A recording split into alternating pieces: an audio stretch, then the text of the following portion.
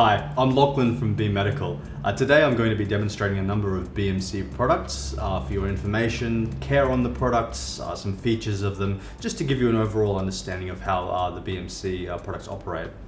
In this video, I'm going to be demonstrating how to clean and maintain the BMC mask range. I'll demonstrate on one mask, but these procedures and care maintenance will apply to all different masks in the BMC range.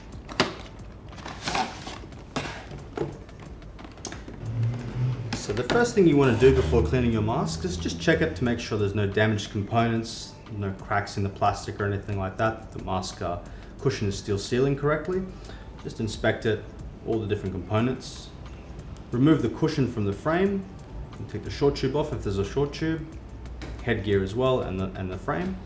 And you can clean the parts in warm soapy water together and let them air dry. I'd say do this no less than once per week to ensure you can prolong the life of the masks. There are a few considerations when cleaning CPAP masks. Don't ever expose the masks to direct sunlight because that could degrade the different components and shorten the overall lifespan of the mask.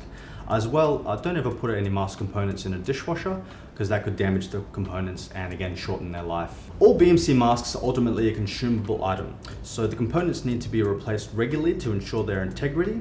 The purpose behind this is to make sure that the functionality of the mask is optimal, so that you're getting a good seal on the cushion and that the elasticity of the mask, for example, is sticking to your head properly to ensure that when you're using it for therapy, it is performing at its best. If you're unsure about any particular component of a mask, you can take it to your BMC provider who'll be able to assess it and let you know if it requires replacement.